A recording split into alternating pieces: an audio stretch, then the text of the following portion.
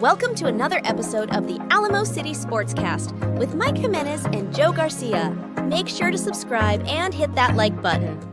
Join the discussion as we broadcast live from beautiful West San Antonio. And remember to tip your hosts as it helps the show grow. Good morning, San Antonio. My name is Mike Jimenez. That's Joe Garcia. This is the Alamo City Sportscast coming at you from the west side of San Antonio. Joe, typically I'm very enthusiastic to start the week. Yeah. But we had breaking news that we need to talk about today. Gregg Popovich out indefinitely as head coach of the Spurs.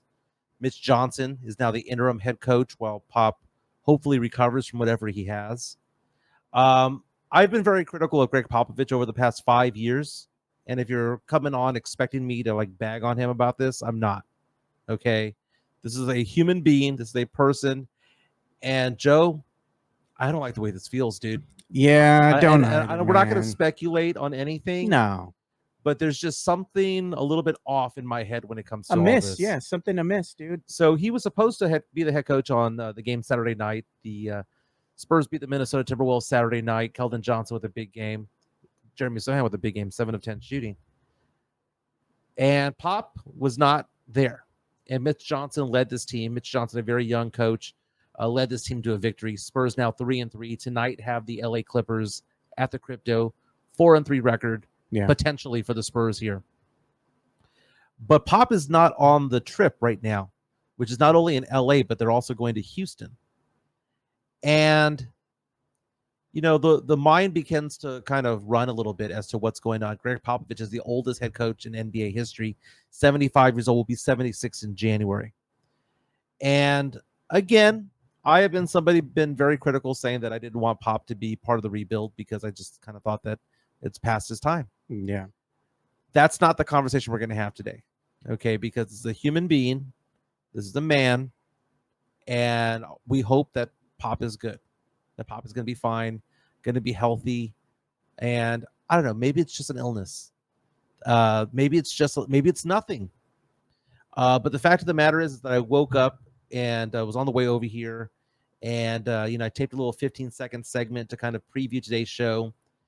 And then on the drive over here, I get the notification that Pop is out indefinitely. Yeah. And the word indefinitely is what stuck out. So Shams Charania of The Athletic, if you want to show my screen, posted. He's no longer with The Athletic. He's now with ESPN. Yeah. Shams Charania said San Antonio Spurs coach Gregg Popovich suffered a health issue before Saturday's game, and assistant Mitch Johnson is expected to be the interim head coach for indefinite period, including Monday's game versus Clippers and Wednesdays versus the Rockets, sources tell ESPN. So what stood out on this, Joe, is health issue. Yeah, man. Okay, because it's one thing if it's an illness, right? It's one thing if it's he has a flu, because they would have said he has the flu. We heard that Wemby had allergy issues last week, right? So they outright said, hey, he has allergies. So even if Pop had COVID, they would say he has COVID. Yeah. Right. But when they say health issue out indefinitely, I get a little bit worried. I'm not saying this as a Spurs fan or I'm getting a little bit worried as a man, because when you get up there in age, things like pneumonia, things like any type of illness like that can be very, very, very, very dangerous. Detrimental to the health. Yeah. And like I said, I might have my issues as a fan of the Spurs, and Gregg Popovich deserves to be in the Hall of Fame. 5-time champion, just like Tim Duncan. Yeah. He's been the Spurs head coach since December of 1996. The winningest coach of all time in NBA history. And is undoubtedly on the Mount Rushmore of head coaches in NBA history, along with, Phil Jackson, Pat Riley, Eric Spoelstra, and all of those guys. Red Auerbach. But you don't want to hear something like this, Joe. So, Joe, I know we're not going to speculate. Yeah. But am I off base by hearing this and thinking to myself, indefinite health issue? I think indefinite is a good way of saying that, something happened. They want to keep it personal, leave it up to him and his family to decide when they want to disclose that or if they ever want to. And the second thing is, by saying indefinite, you're giving Coach Pop all the time he needs to recover from this, uh, whatever it was. We don't want to speculate, but whatever it is that he's going through right now, as far as his health is concerned, it gives him time that he needs to recoup, and hopefully he can rejoin the team at some time, maybe in the future here as the season unfolds. And if not, well, you have Mitch Johnson right now, who's named, the coach, the interim coach moving forward, and that's about all that needs to be said by the team at this time. And I just hope that Spurs fans are just having Coach Pop in their thoughts and prayers, Exactly. him and his family. Hopefully, he's going to make a full recovery from whatever he's suffering from. But that should be your thoughts. It shouldn't be anything else negative or anything of that nature. Just send your well wishes to Pop, send those good vibes out there and that good energy. And we're seeing video right now of Mitch Johnson, very young man. I know some Spurs fans have heard the name, don't know exactly who he is, but again, he filled in for Gregg Popovich and led the Spurs to a victory Saturday night against the Minnesota Timberwolves. Maybe I'm reading too much into it, Joe, but as you said, if you want to say a prayer for Pop, and I know lots of people on our stream right now saying, Noah Perez says, light a candle. Someone bringing up the fact that Chris Paul, Mario Cavazos, is older than Mitch Johnson, who was a Spurs interim coach. Others are saying, say a prayer for him. Yeah, and prende la vela. That's exactly it. Yeah. That's exactly it. Like I said, I'm a Spurs fan, and I don't want anybody to ever question my Spurs fandom. I grew up at the Hemisphere Arena, for crying out loud. You're not a true fan. Yeah, I don't know ball. But the fact of the matter is that, Joe, you and I had talked about this in the past, about why I was kind of hesitant in embracing Pop as the coach of the rebuild. Yeah. And I always made that joke. You can't make a rebuild. You cannot have a 5-year plan with somebody who is 75, 76 years old. You can't. And maybe this is something that's just minor. Maybe he just, I don't know, maybe he tripped and fell. I don't know. Maybe he has a broken ankle. I don't know. Speaking of that tripping and falling, dude, that's something that happened to me actually on Saturday as I was coming home.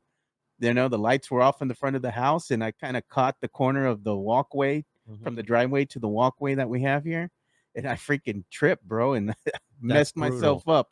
My leg is all jacked up right now. I have like scratches and bruises everywhere. My right hip is hurting me right now, so I was in pain, a lot of pain on Saturday. We're breaking down in our 40s. This is a man who's in his 70s. Let me ask you this question about Pop real fast. Yeah. And I hope you feel better too. Yeah. Well, I might have to go to the ER around the corner here. You were telling me. Get my hairline, hip checked. Hairline something. Might have a hairline fracture there. Let me ask you this. The Spurs Pop in the front office, the Rocket La Cantera. Yeah. That's a vault. Not a lot gets out. Oh, yeah. No, man. It took forever for the Josh Primo stuff to come out. The Spurs Mafia. Eventually it did. Yeah. I got a feeling because Wemby's around that something's going to be said soon. I think that's the case because not only do you have San Antonio media, the WOAI, Ken's, KSAT, MySA, all up and down over there, but you also have national media. And keep in mind, where are the Spurs right now? They're in Los Angeles. Something's going to come out, and I think it's going to be in the next 24 hours. We're going to find out exactly what happened to Gregg Popovich. Sean says I fell because it was the salty watermelon shots we're doing in the parking lot. They were good. They're delicious. Yeah. Old Smoky. But say a prayer for Pop. Hope that he's okay. And, Gregg Popovich's wife passed away many, many, many years ago. He is a single man. He obviously loves the game. Doesn't want to give it up. Yeah. Still has a passion for it, man. And he enjoys imparting what he's learned, to the younger core and the younger players out there. He still enjoys coaching, man. It's what he does in life, Right. Gives him purpose. Can you imagine if we've seen the last of Gregg Popovich as a head coach? Oh man, I'm not saying as a man. I'm not saying that he passes away or anything like that. I'm just saying as a coach. Yeah. I mean, maybe I'm reading too much into it. Okay, I'm not trying to speculate into it because we have no knowledge. All we got is a press release from and an article on ESPN.com. But to read it again, San Antonio Spurs coach Gregg Popovich suffered a health issue before Saturday's game, and assistant Mitch Johnson is expected to be the interim head coach for an indefinite period. including Monday against the Clippers, Wednesday against the Rockets, sources tell ESPN. The word issue, because it wasn't an illness. It was an issue. Like I said, that could be physical. Yeah, something else could have been ailing him. You don't know what he was going through, an undisclosed health problem, because he's a very private man, and the Spurs are a very private organization. Maybe he had something already going on, and it just exasperated itself, unfortunately. Sam Salinas reaches out to us on our YouTube stream. By the way, we have more than 1,050 subscribers strong. We are on YouTube primarily, but we also come out on Twitter and on Facebook. Sam Salinas saying that he feels for Pop, but somber Mike is making him sad. We're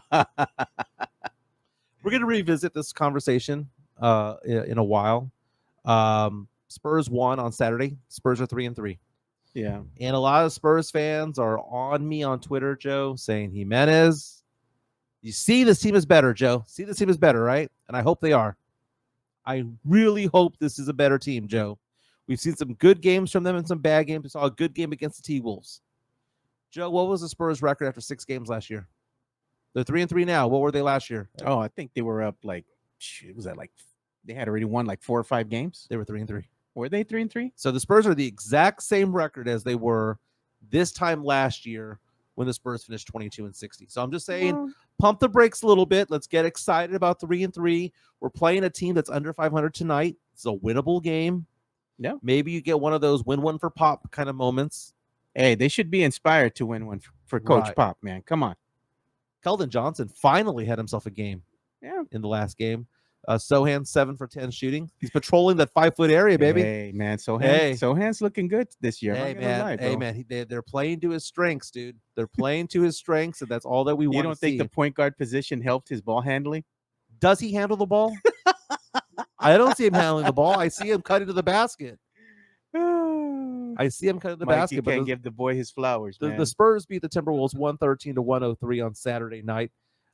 Paced by Keldon Johnson, 25 points on 10 of 17 shooting. Knocked down 3 3-pointers. Dude, remember you talk about how 3-pointers don't fall for the Spurs? Some of them were knocking them down. I mean, it wasn't a very good percentage overall as a team, but Keldon knocked down 3. Chris Paul knocked down 3. Barnes knocked down 2, and there's Wemby again at 1 for 7 from 3. Joe, I'm going to give it another 3 weeks, Joe. God. I'm going to give it to Thanksgiving. If Wemby can't knock down 3-pointers, I'm going to be like, dude, just don't do it anymore, man. You ain't a shooting guard. How much do we have to see of him bricking threes before the Spurs kind of change their tune and go, you know what? Maybe 7'4" guys shouldn't be 23 feet from the basket. Well, are we there yet, Joe? No, what they're trying to do is they're trying to make him a perimeter player because Coach Pop has said this already. He's not trying to hide the fact that this is what they're going to wind up doing with Wemby moving forward. And be damned if Spurs fans like it or not, this is going to be how Wemby is going to be played this coming season. Wemby is going to have to start knocking those shots down to kind of help the team out and space the floor a little bit and try to make teams afraid of his prowess as a jump shooter. But I don't know if he's going to ever have that 3-point shot that Spurs fans want, where it just goes behind the 3 and it's automatic. Let's go 2-box real fast. Let's go 2-box real fast because we got to get into this, Joe, because as part of being roasted as I normally am on Twitter, people were coming at me because they were saying, Michael, you keep saying Wemby's not a superstar. He's a superstar by popularity, but not by playing. He isn't. Not yet. Joe, I would go out to say that so far this year through 6 games, he's not even an all-star. Oh, no, man. Come on. Joe, man. He's averaging 18 points, 9.5 rebounds. How many games are we in the season, dude? I'm saying 6 games in.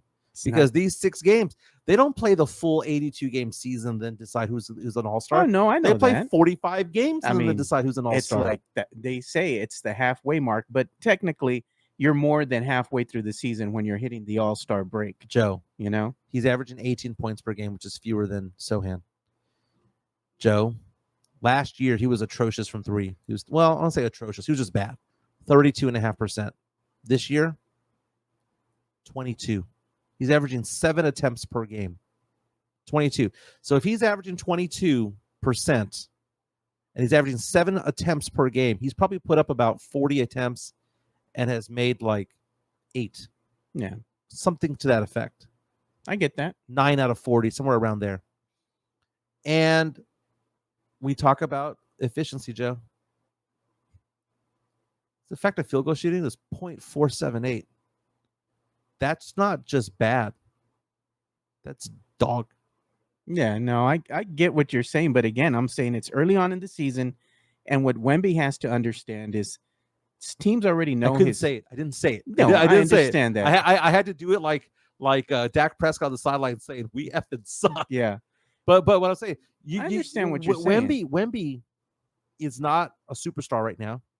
He's not even an all-star right now. Yeah, but we're not even like 8 games in the season yet. But what we are is we're 77 games into his career. I get that. I understand. I'm looking at the big picture here. The big picture is that we have a guy who's 7'4", who's shooting 7 3-point attempts per game and is only hitting 22% of them. Joe, do you know what the defenses should do? They should allow him to shoot. He ain't gonna make it. Maybe he's just not a shooter. Maybe he should focus on post-up games. Maybe his strength is inside.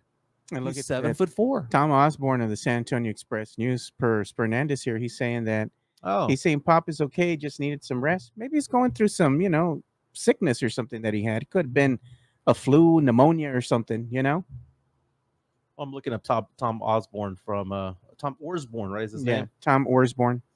Let me see here. That's from the Express News. I'm hoping he's fine. Tom Osborne, Express News. It says a league source told him the Pop is okay, just needs rest. Yeah, could be sick, man. Just, the flu's been going around. When you get flu and you're that age, man, pneumonia always tries to rear its ugly head, bro. Yeah, man, you get that walking pneumonia.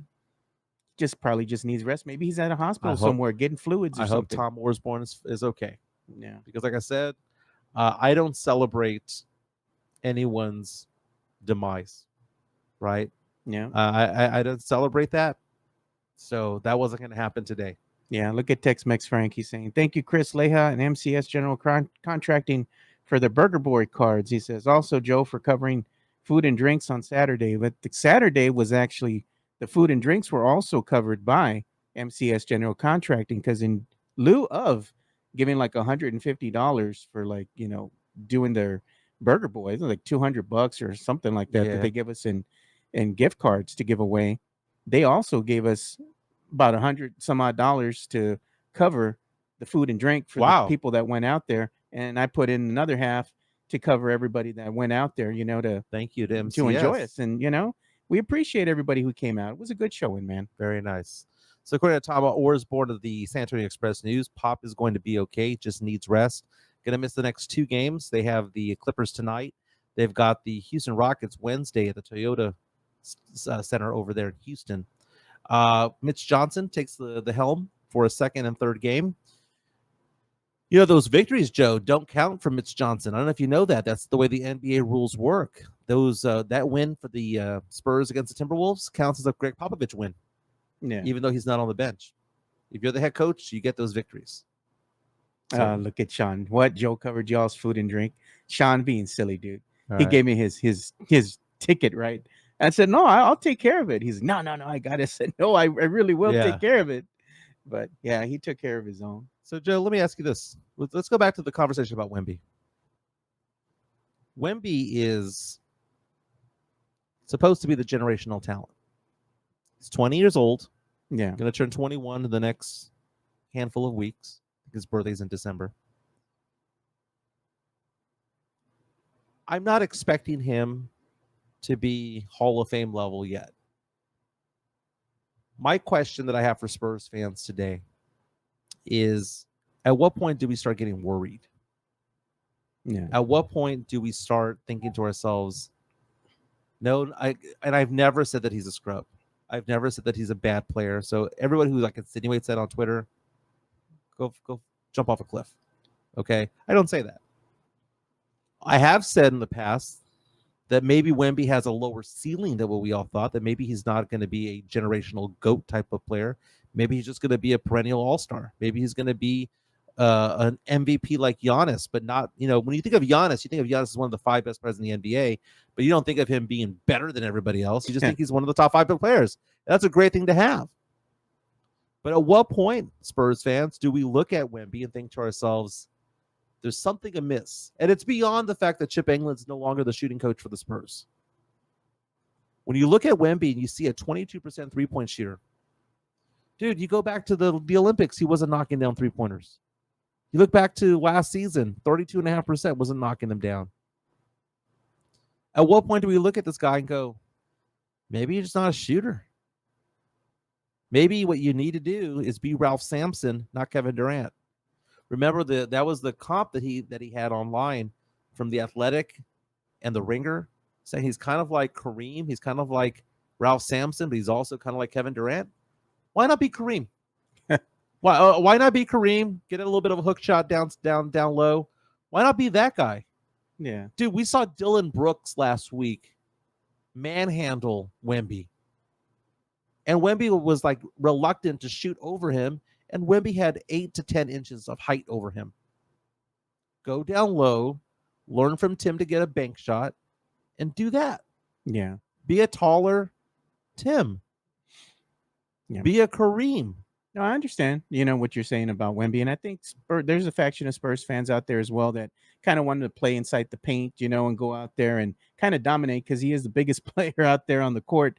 But again, the thing with Wemby is that he has to understand that teams have already scouted him and they know his moves, his idiosyncrasies, and what he likes to do and the preferences. Is he going to go right? Does he want to go left?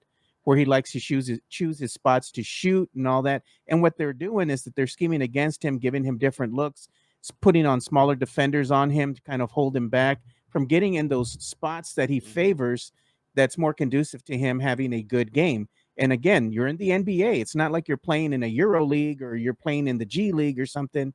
These are really world-class players you're going up against, and these defensive schemes that they're throwing at you are going to keep coming. You have to go ahead and adjust. And you're going to have to, level up your game in order for you to become a great player. What you're saying is they've got tape on him. Of course. They've and got he knows tape on him. This has been known. But at 7'4", you should be able to just turn around and shoot the damn ball. There's very few Chet Holmgrens out there that can actually match up with you physically. Yeah. We've seen Wemby stand right next to Rudy Gobert, who was the defensive player of the year last year, whether he deserved it or not. But you see how he towers over people. He towers over Anthony Davis. He towers over Karl Anthony Towns. He's got to take advantage of that. That needs to be his go-to, not him chucking up 24-foot shot attempts. Yeah. And I don't know when we're going to look at him and just go, dude, settle down. We had that conversation piece about Sohan. Yeah. Right? Sohan, why is Sohan playing so well? I had somebody reach out to me today on Twitter go, Jimenez must be in shambles because Sohan's playing so well. I'm not in shambles. I'm glad he's playing better. But you know what? You know why he's playing better? Because of the exact same thing that I've been saying for the longest time, Joe, which is he needs to be 5 feet from the rim at all times. Go get rebounds. Go get putbacks. Cut back door. Do all that. Be that guy. And I'd be happy. And guess what? He did well. Did he do well as a point guard? No. You know why? He was not a point guard. Did he do well as a three-point shooter? No. You know why? Because he's not a shooter. At some point, we're going to look at Wemby and go, Wemby, here's the thing, man. This is where you're good. This is where you're not so good. And oh, by the way, where you're not so good is outside the three-point line. And I know he's going to have a game where he's going to knock down 4 out of 6. And people are going to be like, oh, you see, Jimenez? He's capable of doing it. We're all capable of doing things. Okay, it's about can you do it over an 82-game season? That's basically it. Joe, I got to ask you a question. I got to ask this to Spurs fans as well. Let's say Pop only misses 2 games. Yeah. Because he's going to miss the game tonight against the Clippers and then Wednesday's game against the Rockets. What happens if Mitch Johnson wins the next 2 games? What happens if the Spurs are suddenly 5-3, but they're 3-0 with Mitch Johnson as head coach? Is it just one of those things where we look at it and think to ourselves, well, that's good preparation for when he does take over? Maybe the Spurs have their heir apparent because we've seen Ime Udoka leave. We've seen Mike Budenholzer leave. We've seen Becky Hammond leave. Maybe we do have an heir apparent, right? But I would find it very interesting if the Spurs thrive without Pop on the bench. Again, Pop is out the next couple of games. apparently he suffered some sort of health issue, according to Sham Sharania of ESPN. Tom Orsborn of San Antonio Express News says that Pop is going to be fine, that he's resting, that he needs rest for whatever reason. But again, you know what's going to happen if Mitch Johnson wins a couple games being the Spurs head coach and Coach Pop is healthy, comes back and wants to coach? They're going to give the, go ahead. Here you go, Coach Pop. Yeah, Tavares saying smart move by Mitch not to play Blake Wesley. Jesus. Tony saying, well, the NBA is not going to count for Mitch Johnson. You're right. It doesn't count for Mitch Johnson. And that's one of the things, because Mitch Johnson is not the head coach of the Spurs. He's the interim head coach. And because of that, every victory that he gets and every loss that Mitch Johnson gets applied to Gregg Popovich's record. It happened that way with Steve Kerr. If you look at Steve Kerr's rating, remember when Steve Kerr had that health issue and he missed a big chunk of the season? The interim head coach got those wins, but they all counted for Steve Kerr because Kerr was the head coach of the team. Yeah, people are saying, that, it was good that the Spurs played the Wolves on the back of a back-to-back, know, that they came in to town at 4 a.m. They were tired. They had some players that set out, and that's all understandable. But at the end of the day, a win is a win. Doesn't matter if the team is healthy or not, because same thing's going to happen with the Spurs, you know, and it's happening right now. They're without some of their better players as far as Devin Vassell. They don't have their point guard to lead the second unit right now, and Trey Jones. I mean, they're playing with some injuries as well. MEZBX says 75 is too old to be a head coach, people. Again, the oldest coach of all time before Pop was Hubie Brown. Hubie Brown was 71, but Hubie Brown had health issues that year. So he really coached to 70, had health issues, tried coming back, didn't work out, bailed on the season. He was 71 years old. Popovich is 75, about to be 76 years old in January, again, out with some sort of health issue. Tom Orsborn of the San Antonio Express News says that Pop's going to be fine, that he just needs rest. But you think about the life of being an NBA player and a head coach. I have parents who are in their early 80s, right? But I remember them when they were in their 70s. Yeah. You get somebody who's 75 years old on a plane. I don't care if it's first class or not. You get them on a plane every day, or not every day. Dude. How many miles do they put on that plane? Again, even if it's chartered flight or what, their own plane or whatever they've got, it's still a grind. And NBA head coaches might take off a couple of months in the summer, but this isn't an 8 to 5 job. This is you wake up, you go to practice, you live, breathe, and sleep the NBA. So for a 75-year-old man to be doing this continuously, and to add the fact that he also coached the Olympics at some point, that he does charity events, that he does public engagements, that he does community events with the Spurs, because that's kind of part of the job. It could be he's just exhausted. Yeah, it could be too, man. Just need some rest, like they were saying. But the exhaustion, Joe, is not because he's a bad coach or good coach or whatnot. It could be he's just 75 years old, man. That could just simply be it. Remember when he had Tim Duncan, and he listed Tim Duncan's injury as being what? Missing games because of why? Old. Remember? Yeah, I remember that. Coach Pop being silly, man. Dude, maybe the Spurs should do that. If Pop is fine, maybe they should say Popovich is out today because he's old. God, that's going to be on the sheet of the night. Out, old. We'll talk more about the Spurs and preview tonight's game against the Clippers later on the show. We're going to talk some NFL. Dak Prescott goes down with an injury. But before we get into that, let's give some love to MCS General Contracting, who showed us some love by helping us with our party over the weekend. Here's MCS with that diamond hard concrete. MCS General Contracting, more than 30 years of combined experience in concrete placement. They are the best in the business. Honest pricing, high quality work. They get going on house foundations, driveways, concrete patio decks. If you want to extend the deck, extend the driveway. If you're a business and you need to put together a slab, a parking lot, or other concrete placement services or sidewalks, reach out to MCS General Contracting at 210-774-9155. They're confident in their skills, so give Chris Leha over at MCS General Contracting a call at 210-774-9155. And thank you for being a sponsor of this show. That's right. That diamond hard concrete right there from MCS General Contracting. They do an amazing job. Big time supporters of our show. Joe was in Houston over the weekend visiting the Chica and went to a mall over there, Joe, that apparently sells a bunch of Houston Oilers gear. Nice. Is it an outlet or what? No, it's an actual mall in the Woodlands. Okay. And what they were telling me at the lids over there, by the way, here's one of the hats that I got. Nice. Dude, it's a navy blue Oiler Derrick. Love it. Oilers were my favorite team growing up. My favorite football team. I cried literally when Bud Adams moved that team to Nashville. But apparently there's a rule with lids. People were telling me that you cannot sell Oilers gear in stores in Houston because of some embargo. I have no idea if that's true or not, but that's what they were telling me. So they were saying that they move them outside the city limits to like Spring and Tomball and the Woodlands and Katy. That's where you have to get your Oilers gear.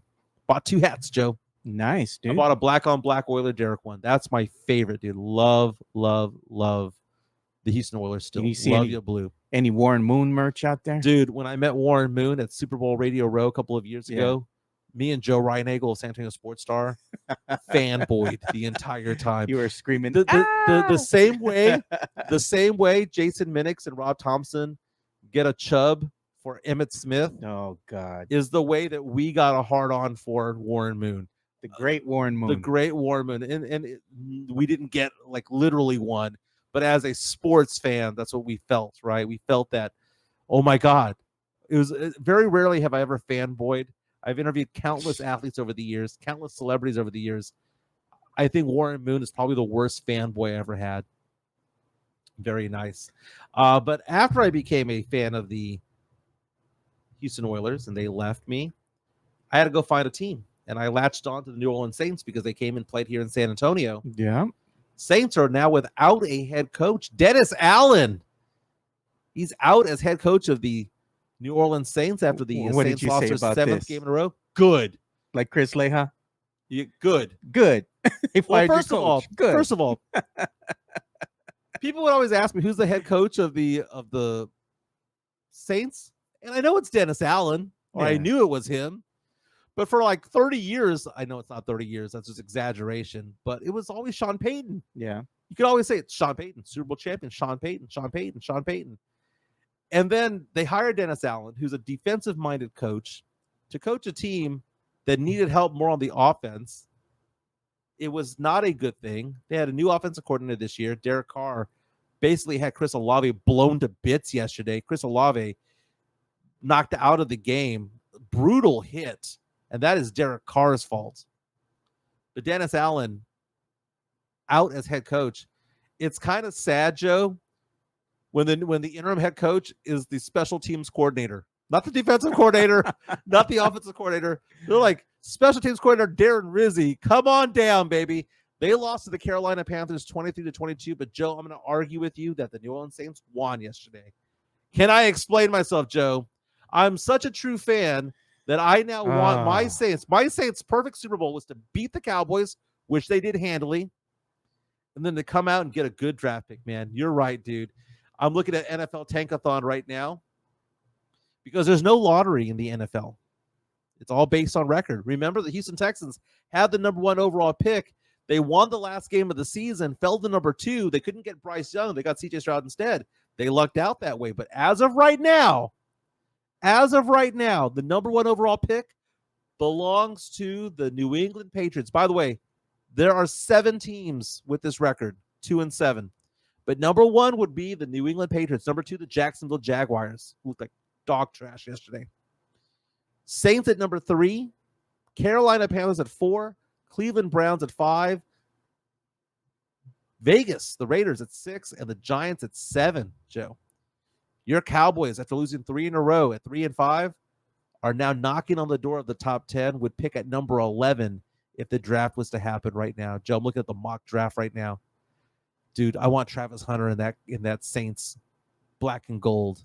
I want Travis Hunter there. Let's lose every single game and get Travis Hunter. Travis Hunter, the dual threat for the Colorado Buffaloes. He plays cornerback and wide receiver. Y'all need a quarterback, though, too, man. We do. But here's the thing.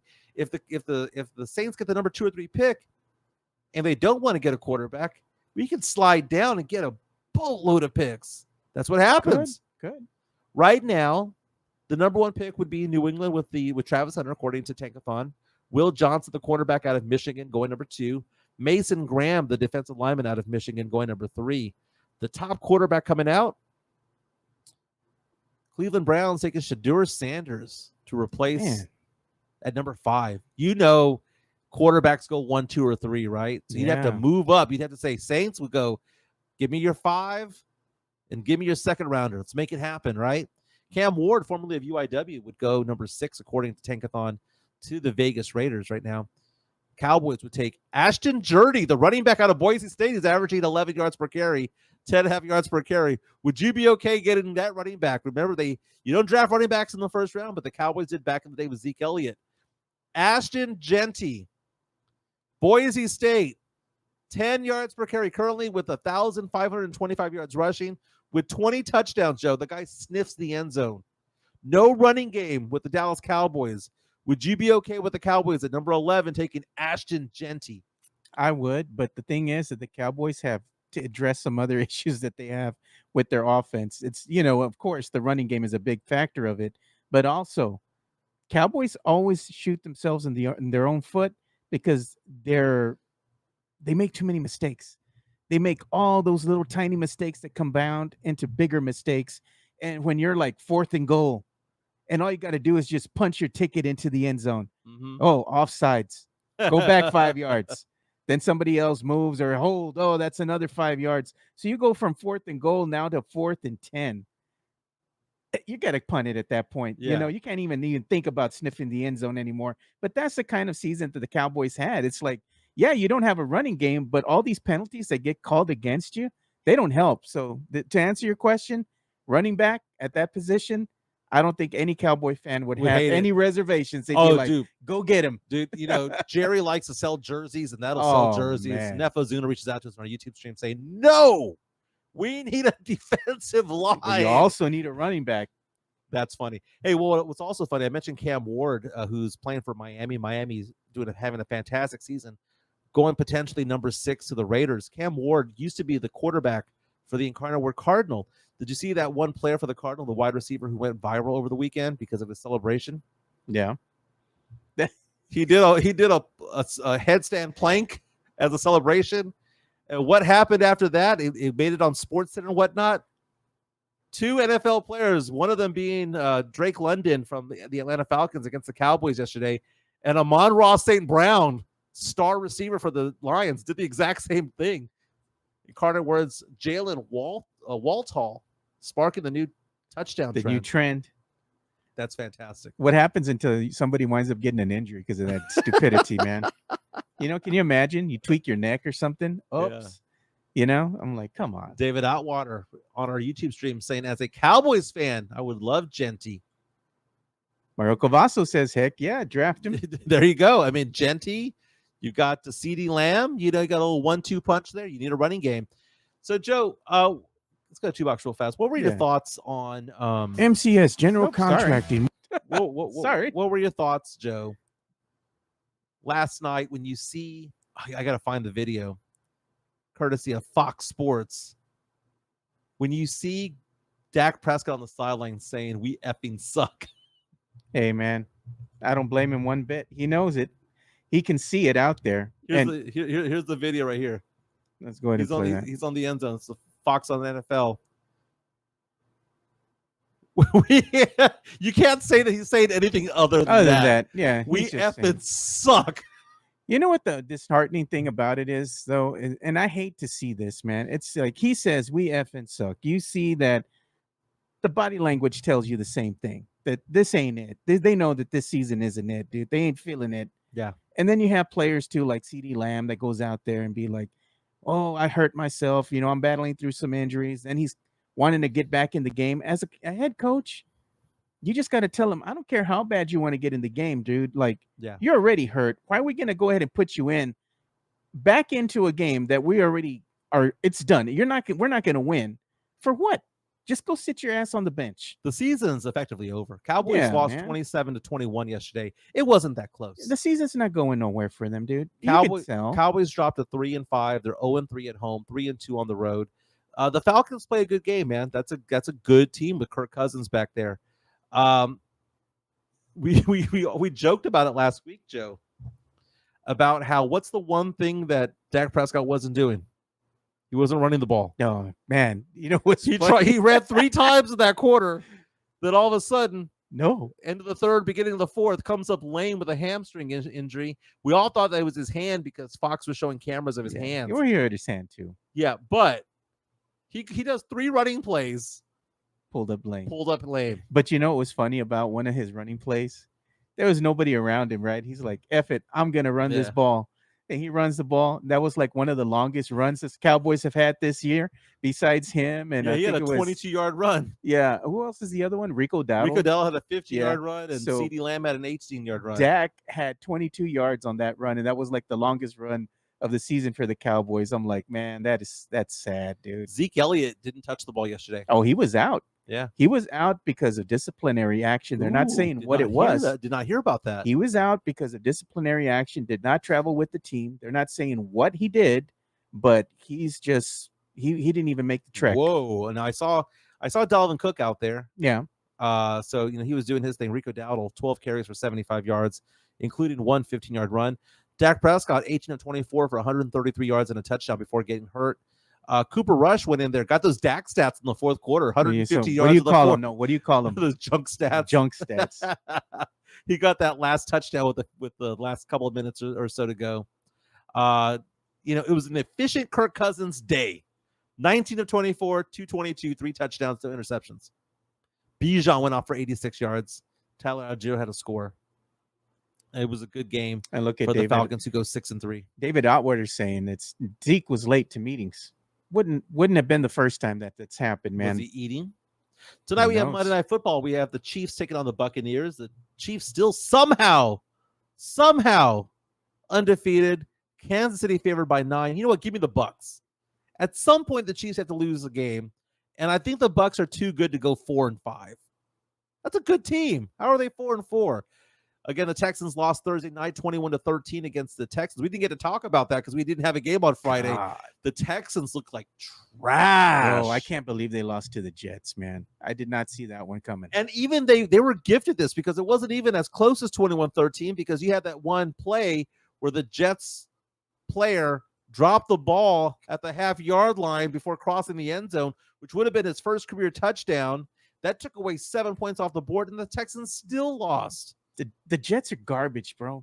They're garbage. Didn't we talk about this last week, Joe? Didn't we say it was a trap game? I said it was a trap game, but Yeah, I also said that the Texans are a bad 6-2 team, and now they're a bad 6-3 team.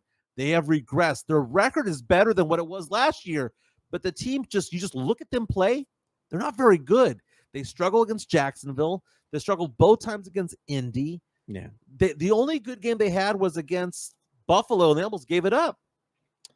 This was just a bad performance by the Texans. Hopefully they can bounce back from this. But, man, that was disheartening. Is it one of those things where the Texans just need home cooking? Because the Texans are undefeated at home, 2-3 on the road. Yeah. Well, look what happened in Week 9, right? That's what we're recapping right now. Week 9 in the NFL. Jets beat the Texans 21-13, which we're talking about here. Saints lose to the Panthers, which is Panthers are a bad team, by 1 point, 23-22. Commanders keep winning as they beat the Giants 27-22. Commanders have a 7-2 record, man. I know that one of those victories came from the that Hail Mary.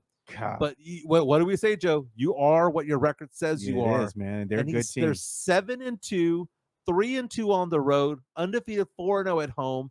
Jaden Daniels, efficient. 2 touchdowns, no interceptions. And then you have this when you talk about rushing the ball, Joe, some teams have 1 rusher, some have 2. Yesterday, Chris Rodriguez, they have a Rodriguez? Rushed 11 for 52. Then Austin Eckler rushed 11 times. Jaden Daniels rushed 8, and Jeremy McNichols ran 8. They ran the ball 38 times to 22 pass attempts. How often do you see that, Joe?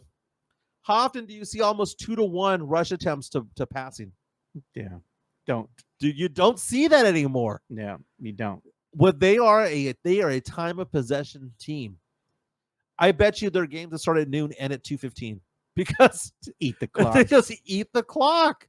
That's all that they do, man. And it's so refreshing to watch a team like this go off and ball out because you don't see things like this anymore, dude. And who's their head coach? Who's the Commanders' head coach? Dan Quinn.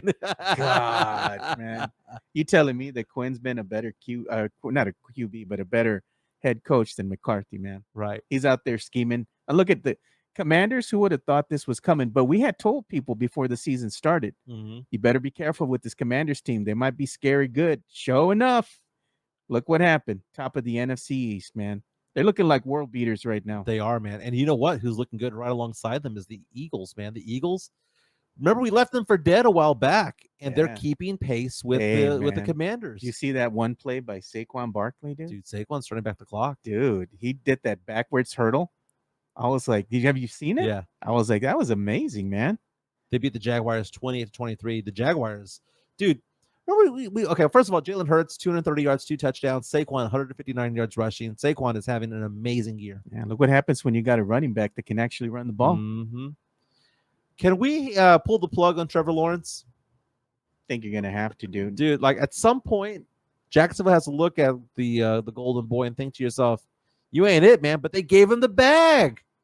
Aren't they? Didn't they pay him like $55 million? I don't know why they did that, man. What has he done for this team? Do you think that somebody who won 2 titles at Clemson back in the day is going to figure out the number 1 overall pick back in 2021, just 25 years old? But he just doesn't look like a good quarterback. Don't get me wrong. There's some games out there where he looks proficient, and this is a passer's league. So if you look at his stats, you might think to yourself, well, I mean, he's thrown for 2,000 yards. But he doesn't look like a number 1 overall guy, dude. That's what I'm saying. He's not playing up to where he was drafted. You need to be really good to be the number 1 overall player. If you're going to put up those stats and you're like a 4th rounder, fine. But if you're the number 1 overall player and you're getting paid $50 million plus, you ain't it, man. You ain't it. Take a look at the standings right now. In the NFC. The NFC West, no one wants to win that division. Cardinals, Rams, Niners all have 4 losses. Seahawks have 5. Seahawks blew that game yesterday. Atlanta at 6-3 has a 1.5 lead over Tampa Bay in the NFC South. They should be playoff bound. Dude, the Lions, man, went into Lambeau. Jeez.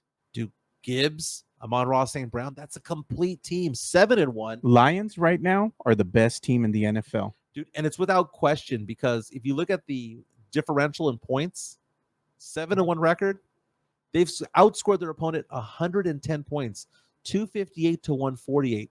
If you go over to the NFC, to the AFC, again, not even close. 110, right? 110.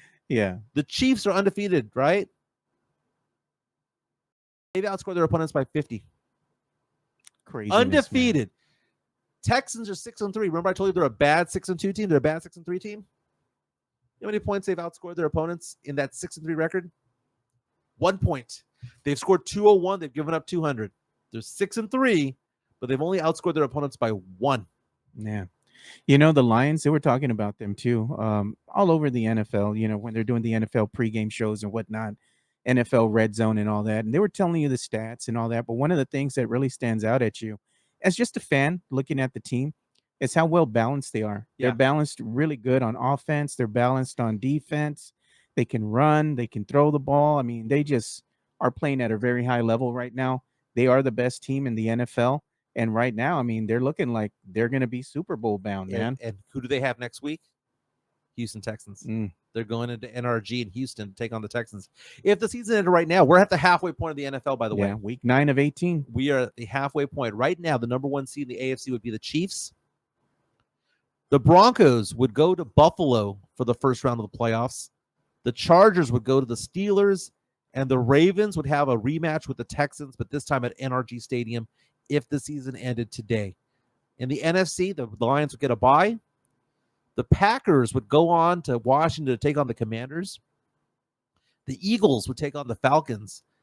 And the Vikings, who, I mean, they eked one out yesterday, would take on the Cardinals in a 5-4 matchup.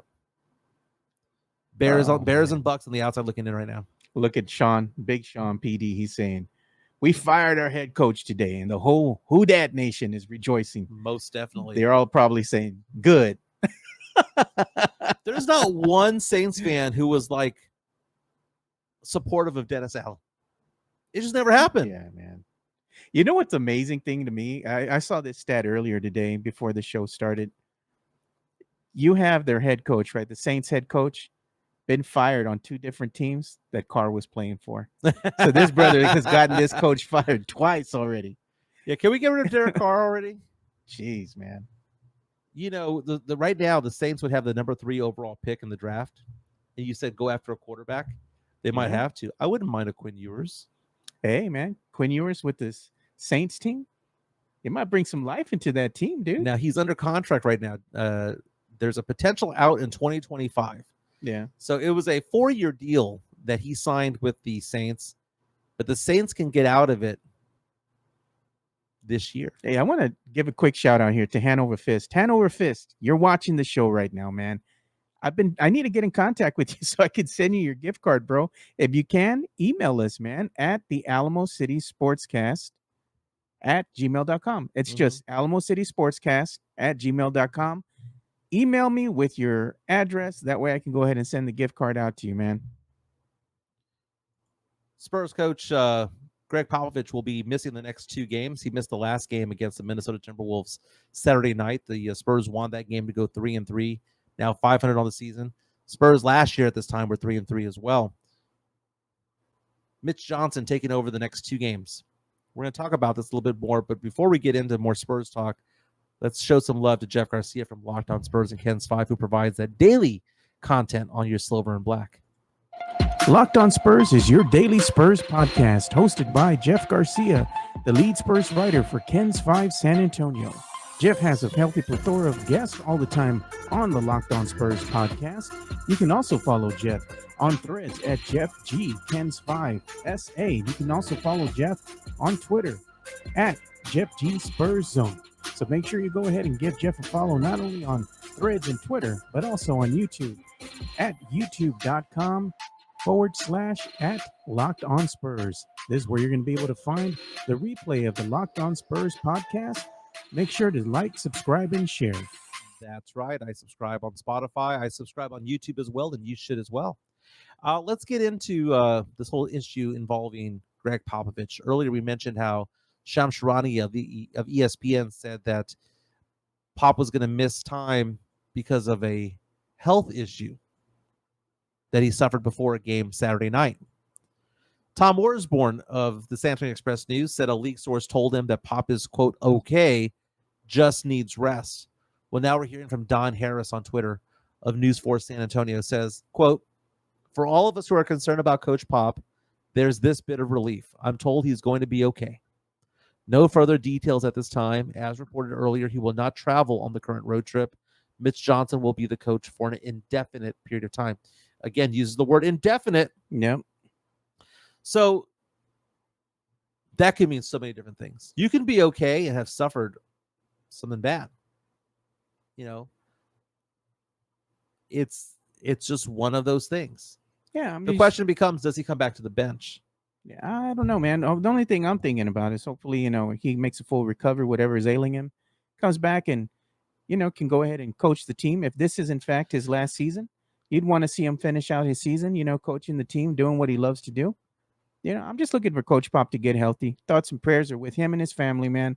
And I know, the Spurs are a very private organization. We call them the Spurs Mafia jokingly because nothing gets out, so when it's time, I'm sure Coach Pop will be the one to address the media at the time he returns and tell them if he wants to, I'm good. I was just a little under the weather, just need some rest, or he's going to say something else. Now, Coach Johnson, according to mysa.com, did say after the game on Saturday night that Popovich was, quote, not feeling well and that this has happened before. Okay. So hopefully it's just the flu. Hopefully he's just getting some IVs right now and just relaxing and recuperating and things like that. But again, this has got to be a drain for a 75-year-old man who's turning 76 in January. It has got to be a drain on your body. Oh my God. That the Spurs reporter said that Devin Vassell was coming back against the T-Wolves. I'm like, bro, stop. Yeah, man. that guy's He don't have no He sources, has nothing. man. Come on. and it's funny because you know how many sources I have? I have none. No, You don't know, have I'm a any. fan. I'm a fan. We don't claim to. And even if the reporters do have something, they're hearing it second and third hand knowledge. Yeah, they're reading an article from somewhere. They're seeing it on the X. You know, it's like Devin will come back when he's good and ready. And we're saying, as a Spurs fan, I mean, it's not rocket science. You're looking at, you know, them kind of gingerly bringing him back in. He is in active workouts. You're seeing what's happening. We're already in the month of November, right? As a Spurs fan, you're more than likely you're looking to see his return maybe near the end of November, beginning of December. And we've said that from the beginning. Yeah, we don't have sources. No, but we know how things work. Though. Yes. By the way, I did go and see Vassell practice the other day. Yeah. So I saw him at practice. So he's there. Spurs, it's a 9:30 tip-off. It's not from the Crypto. It's from the Indefinitely Dome, the new arena there in Inglewood.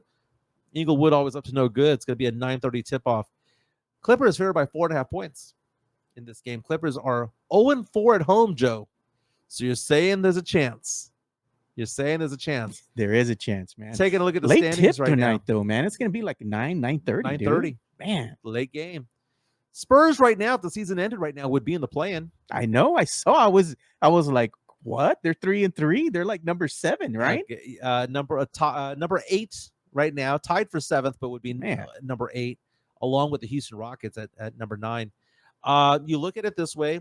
I'm still going to be an optimist when it comes to it all, but I have to point out the fact that the Spurs were 3-3 last year as well. Yeah. Okay. And I know, I got into it a little bit with Fernandez because Fernandez was asking me or on Twitter going, what does that have to do with anything? I'm like, well, this is basically the same team as last year. Yeah. It's the same team. You added Chris Paul and Harrison Barnes and Stephon Castle. Everything else is the same, and it just kind of is what it is. But, Spurs are 3-3. Let's be optimistic that they're going to have a winning record, that we're all wrong. They're destined to be a 40-win team, 45-win team, that they make the play-in tournament. Let's all hope that. Let's all make that so. Right now, the Oklahoma City Thunder are the only undefeated team in the Western Conference at 6-0. Who would have thought the Cleveland Cavaliers would be 7-0 at this point? Yeah, I wouldn't have thought that. Look at David Atwater. Spurs started 3-20. Because the Spurs were 3-2, and then they lost 18 in a row, which would stretch from November to December.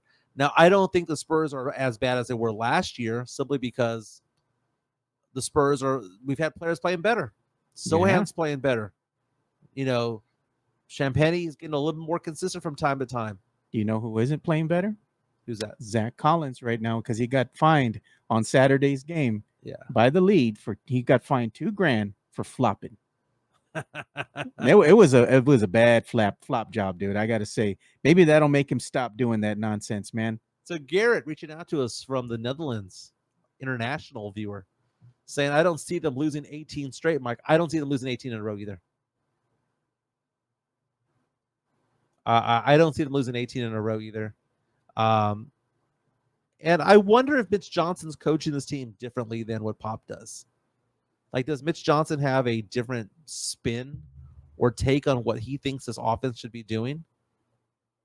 Is he a better game manager? I know it's only been a game, and he's going to have 3 under his belt, but it's interesting to see the dynamic, Joe. Because, you watch that game. I mean, Minnesota's not a good team, but they're not a bad team. They're a potential playoff team. Julius Randle and Mike Conley and Anthony Edwards. I mean, you look at it, they're a decent team with decent talent. He played the same starting lineup, Joe. Champagny with 29 minutes, Sohan with 33, Barnes had the most minutes with 38. But let's look at what he did. Mamu, Bassi, Wesley, Sissoko, stapled to the bench. They came in to end the game. He went only 9 deep as opposed to Pop, who goes 10 or 11 deep. He played Zach Collins only 13 minutes when Zach Collins had been getting, 15, 16 minutes. He played Keldon 29. Branham just 14 minutes, and he played Stephon Castle like a rookie, just 15 minutes played. He just basically told his starters to go out there and go win us this game. Spurs had a positive plus-minus basically across the board. But, Mitch Johnson going to take the helm tonight against the Clippers. Yeah. He's gonna be holding the clipboard on Wednesday night against the Rockets. I'm just saying, what if he goes 3-0, Joe? What if he goes 3-0? I'd be all nice. Go 3-0, Hey, Be good, but in a good way. But yeah, you got to get those wins when you can. The thing is, you can't make excuses if a team is decimated by injury and the Spurs wind up beating a team, whether they have a good record or they don't have a good record. These wins and losses all add up at the end of the year. So Spurs fans who are on that, team play-in, you need these wins early on in the season, before they start playing the really good teams. Yeah, because that's coming up. We haven't played the Celtics yet. We haven't played Yeah. Cleveland yet. We haven't played the big teams yet. And you have the rodeo road trip that happens too in the month of February. So it's like you got to get all the wins you can, especially early on in the season against some of the lesser teams. Joe, if the season ended right now, Joe, we'd have, counting them all up right now, we'd have 3 first-round draft picks. We'd be drafting 17, 18, and 20. But where are we going to put them all? You got to make room. If you're going to oh get my these God, draft picks, that'd man. be so bad if the What are you gonna Spurs do? drafted 17, 18, and 20. That'd be so awful. I know it's a loaded draft and whatnot, But you would think the Spurs would have one lottery, but the Chicago pick is lottery protected. It's top 10 protected anyway. The Charlotte pick is top 14 protected. Charlotte's come back down to earth. Yeah. Charlotte's lost 2 in a row, now 2-4. The Spurs have a winning are 500. Would be picking 20. Chicago's 3-3, and Atlanta won a game over the weekend to go to 3-4. If that Atlanta pick, Joe, conveys outside the lottery, I'm going to be so pissed off as a Spurs fan. I'm going to be so pissed off as a Spurs fan. Thing is, if the Spurs wind up getting these, they wind up picking 17, 18, 19 or something like that, right? Are they going to be making these picks for their own team, or are they going to be making them for other teams because they're going to wind up and saying, what? I want 2 other picks. How good are we going to get picking at 17, 18, 19, 20? Last time we picked at 17, I think we got Luka Samanic.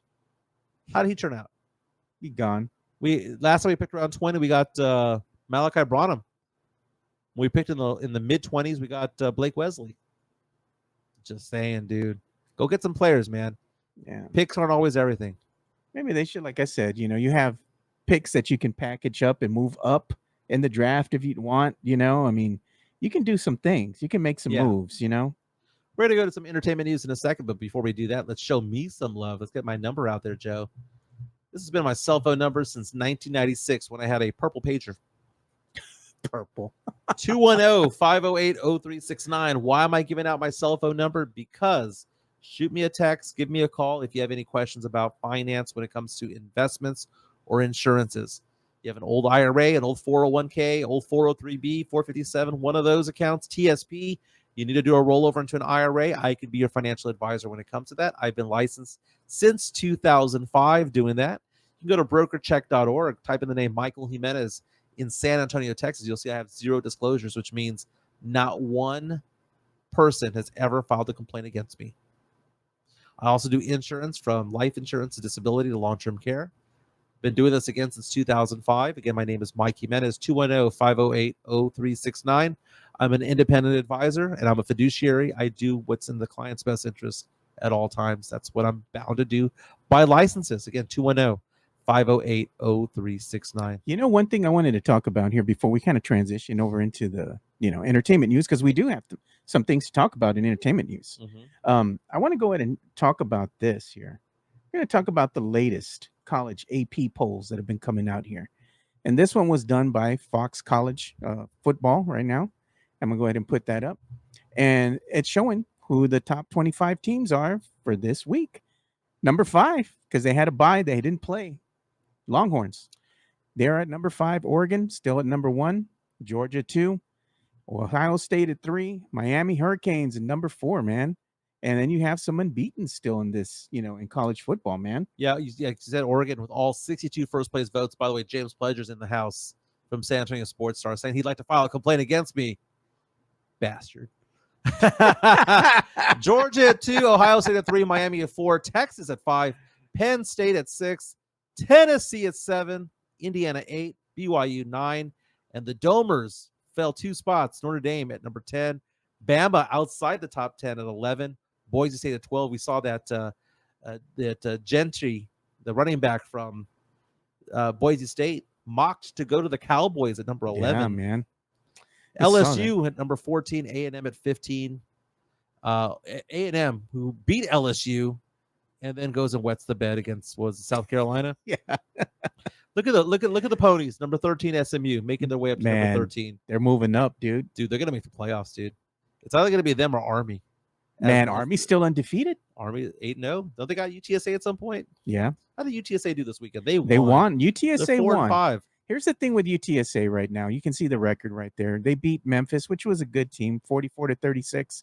UTSA has 3 games on their schedule right now, and the last game of the season is going to be against Army. Basically, what UTSA needs to do to go ahead and be bowl eligible, they've got 4 wins under their belt. You need to have 6 games, but in order to really make a name for yourself and not be overlooked, you got to win out. You got to win these last 3 games. Well, according to ESPN, I'm taking a look at what they've got going on. They play North Texas on the 15th, so they have a bye week this week. Yep. UTSA has a 47.5% chance of winning that game. Then they have a game against Temple. Both of these games at the Alamo Dome. They win the home games.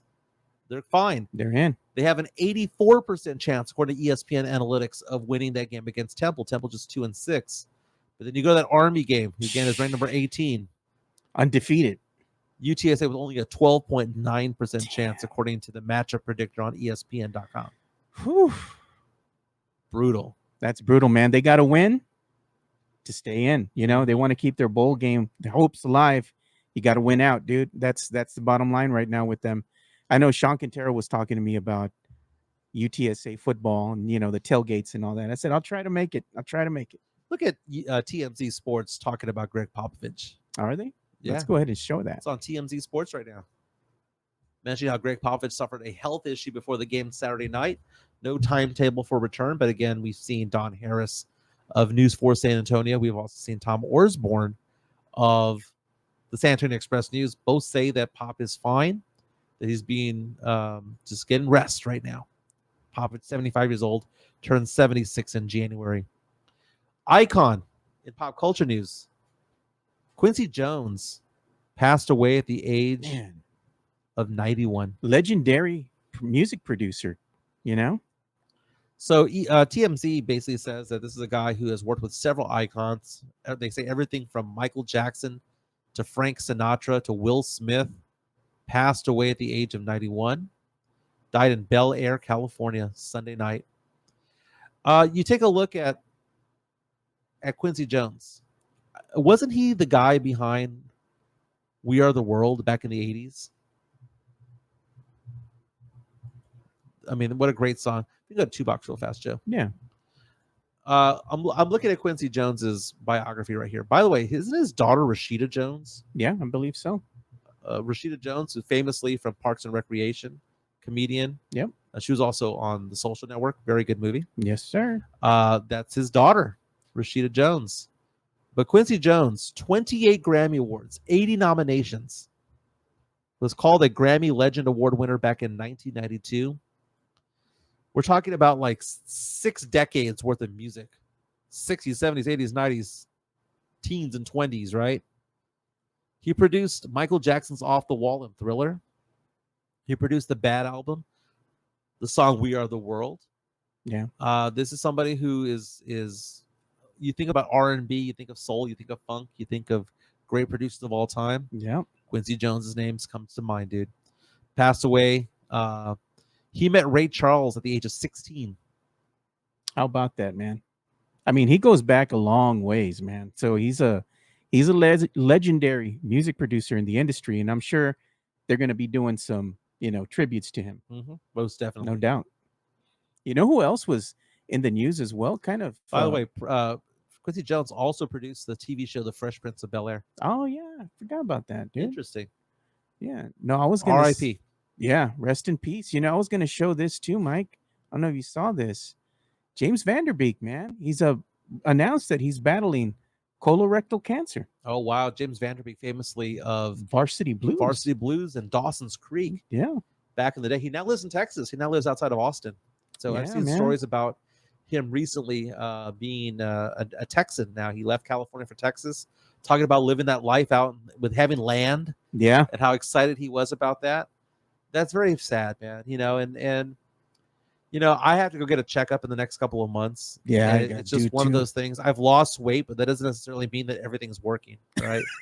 my blood pressure, I got my blood pressure checked the other day. It Yeah. was 128/77, which, by the way, when I was at San Antonio Sports Star, It was and high. the pledge is listening, after one of the shows, I went to the hospital because I was having Jeez, an man. anxiety panic attack. You could feel that heart pumping out of your chest, I man. was like 200/98. Whew, bro.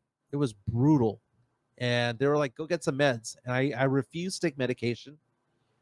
And my blood pressure has gone down on its own.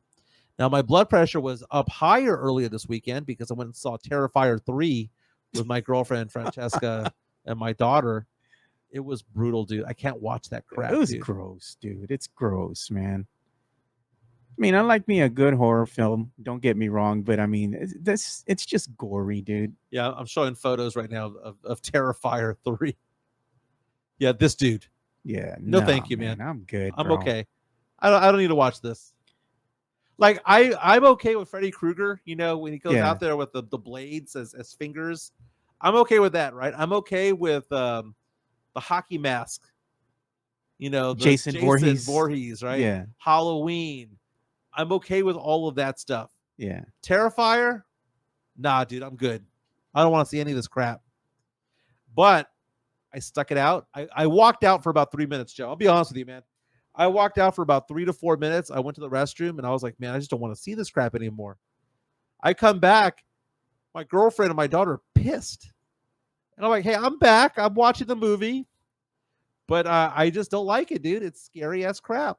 And it's really not scary. It's just gross. Yeah. It's just gross. As it went along, it got funny because, you just kind of you get desensitized to it all. Terrifier 3 is awful. Now, Mexican Junior says that shower screen was great, LOL. Oh my God. He says, come on, Mike. It's where real the horror. where the chainsaw went. Oh, Look at Terrifier scared Mike. of course. I didn't scare me. It terrified me. One thing I was going to go ahead and talk about as well, since we're kind of on entertainment news, and Yeah. we kind of had some entertainment news of our own celebrating that big 1,000, subscriber party over here on the weekend over at Halftime Pizza. Now I'm going to share some pictures that I took here real quick, kind of promoting the event. Thank you to Chris Leha and MCS General Contracting, which is one of our sponsors here, for donating these Burger Boy gift cards that we gave out to the faithful that went out and hung out with us, as we did the celebrating of the party there for the 1,000 subscribers. But more importantly, we're also doing a Spurs watch party, which we had a lot of fun with as well. And we had people like Matt Lerma, we had Sean Quintero, Steph, which is Chicano Fuerte, go out there.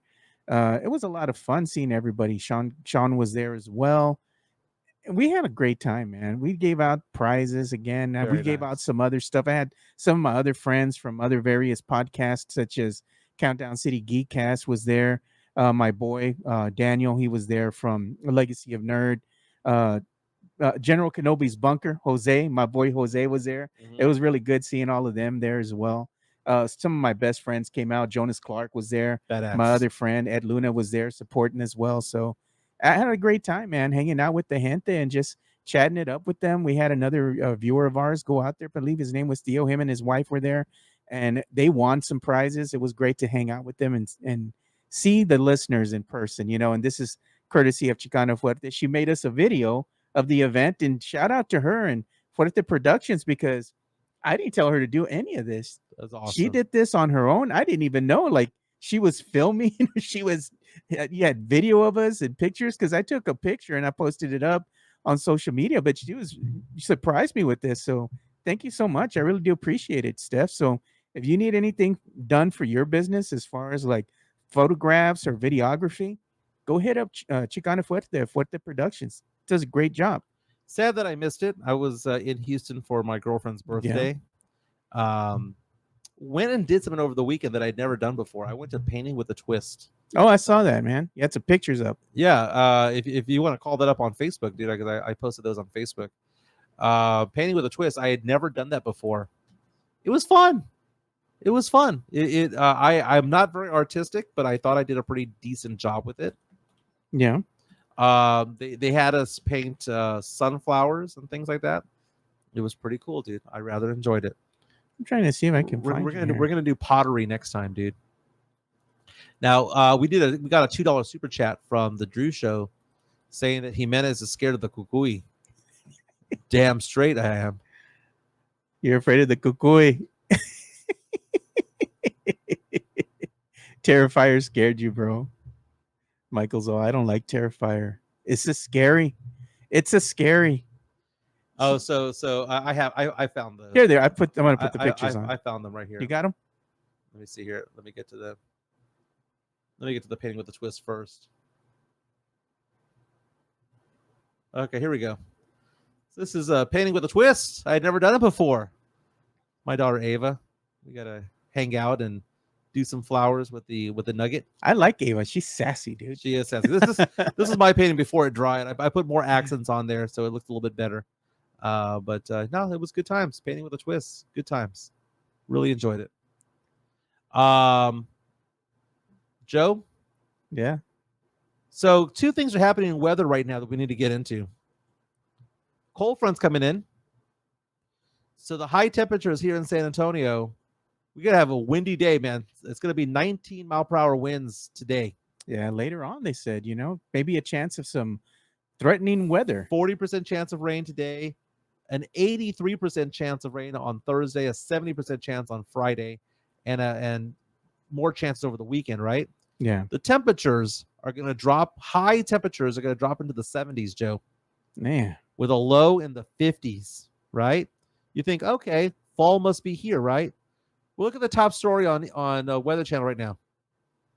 No. Raphael's coming.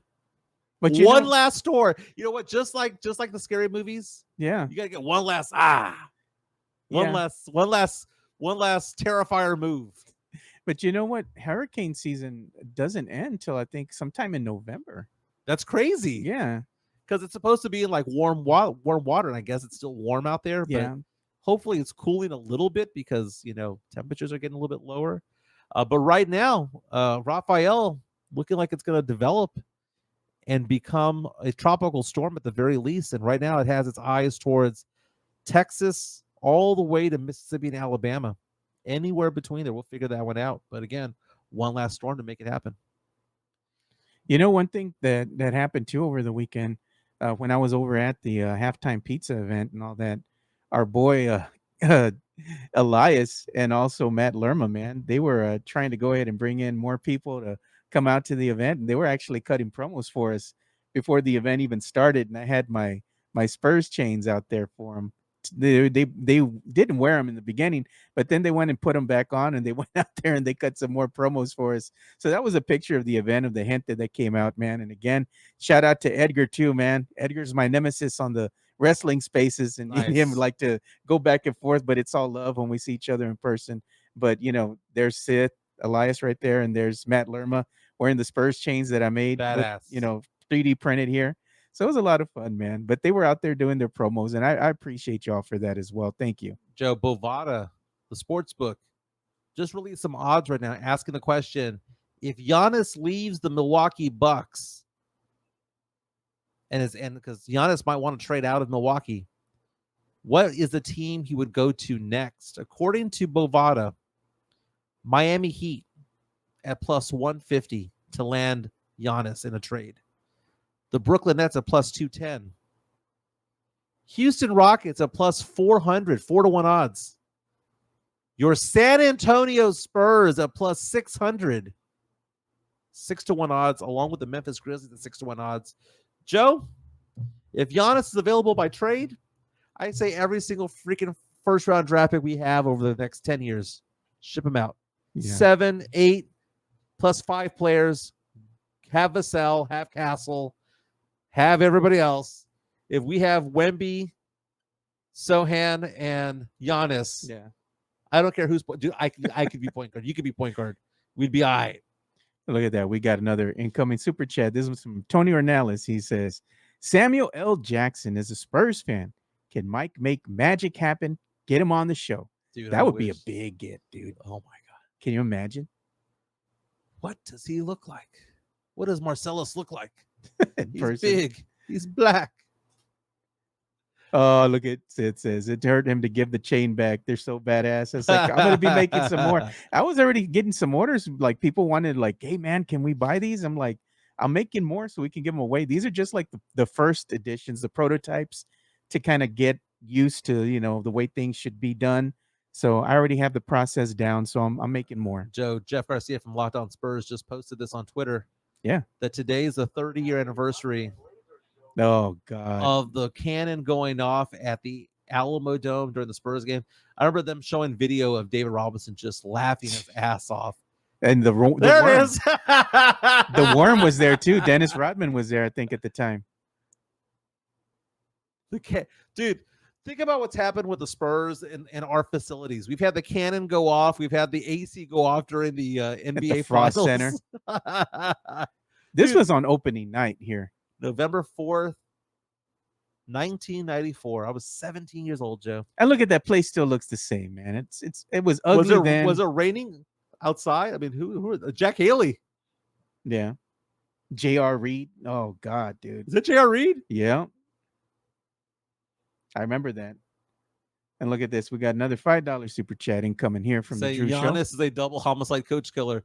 He made his own bed and he can lay in it with all those Chick-fil-A nuggets. Giannis getting Mike Budenholzer kicked out. And he had won a chip for them too. Yep. Gone. Budenholzer now doing well with the Suns right now. No, man. Suns aren't what they used to be, man. It was kind of expected. They turned the cannon off. Finally. Someone found the Allen wrench. The Allen wrench, the little tiny Allen wrenches. Turned it off. They probably cut the water. That's how they got that thing to shut off.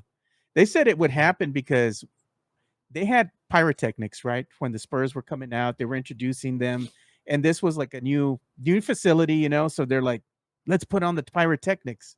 So what happened is when they went off, they didn't have a good ventilation system. Nugget. So all the smoke Nugget. just stuck in the top level. And what did that do? Joe, Nugget. Psh, yeah. Nuggets. And look at all the wet shirts. But I'm saying that's what happened. What are we missing here, Joe? That's what happened. Like all the smoke caused the cannons to go off and they couldn't shut them down. 30 years ago. Look at all that water, dude. 30 years ago. Game was canceled, right? Because it was delayed. They still played. What, they just wipe it down with towels? They had to probably get some pumps and suck all the water out. But yeah, they were out there literally with mops and towels and all that trying to, dry the floor. It was bad, man. I think it was like an hour, maybe longer than that. The game was delayed until it finally started. Place looked like a swimming pool, man.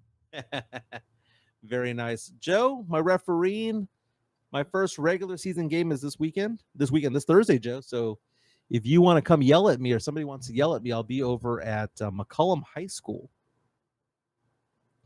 Joe, McCollum taking on, let's see here. I'm going through my list here. Do I have any more games this week? The season starts this week in girls basketball. The boys basketball gets going in a few weeks, but I've got McCollum against Laredo Martin, and I've got Medina Valley against Lanier. Yeah. Yeah, I wanted to share one more thing here because I know Brandon and also Seth, they do that not Spurs, but the wrestling spaces. And what they're going to do, right, they made an announcement here because they are part of the network here. And they're just letting the people know that they got some, I guess, changes coming. So they're doing the wrestling spaces, should I say, on the X. But now what they're going to do is they're going to have the wrestling spaces come out on special events, and they're going to do something more of a podcast, a wrestling podcast that'll be coming out on the network. So look forward to that. Some changes, programming changes are coming through the pipe here. So the Alamo City Podcast Network is going to be adding Down for the Count, which is going to be a wrestling space. So look for that soon. Very cool. Very cool. I'm already getting text messages right now from work, so I probably should skedaddle at this point. Yeah. Time to bring it to an end. Bring it to an end. Again, Gregg Popovich is going to miss tonight's game. Spurs, 9:30 tip-off against the Clippers. at the new stadium there in Inglewood, California. No Gregg Popovich, out with some sort of health issue. News for San Antonio's Don Harris, Tom Orsborn of the Express News saying he's going to be fine. Just needs to have rest and recuperate. So we'll figure that out. Mitch Johnson will be coaching for the Spurs.